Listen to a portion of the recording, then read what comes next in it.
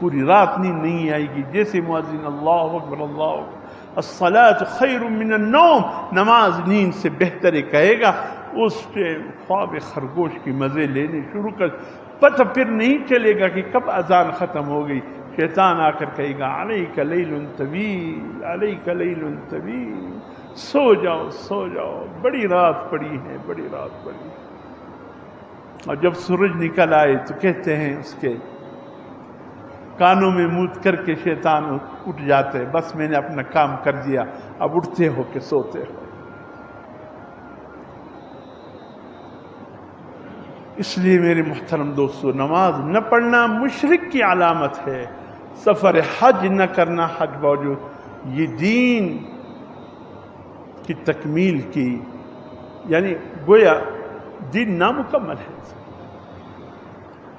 آپ کا دین اس وقت مکمل ہوگا جب آپ سفر حج کریں گے.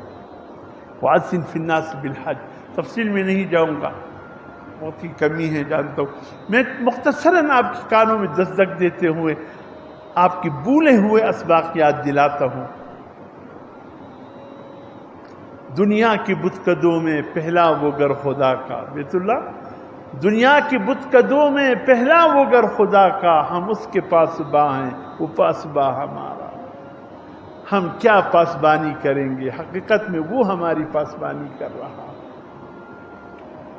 حقیقت میں وہ مختصراً یہ کہ اللہ کے حکم کے ساتھ جب حضرت ابراہیم علیہ السلام نے خانہ کعبہ کی تعمیر مکمل کر دی، مقام ابراہیم اور حجر اسود، خدا کی قسم تم نہیں جانتے، بظاہر تو یہ دو پتھر ہے، حقیقت میں یہ دونوں جنت کے سرخ یاقوت ہے.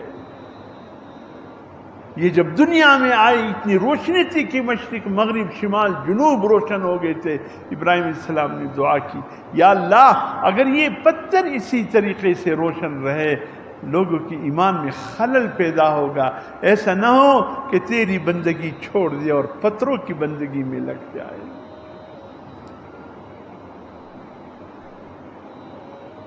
پتھروں کی بندگی میں، یا اللہ اس کی روشنی لے لینا. اللہ پاک نے ابراہیم علیہ السلام کی دعا قبول کر لی. حجر اسود کی روشنی بھی لے لیا گیا، مقام ابراہیم کی روشنی بھی اللہ نے لے لی. لیکن قیامت کے دن ان دونوں کی روشنی اللہ واپس لوٹا دے گا.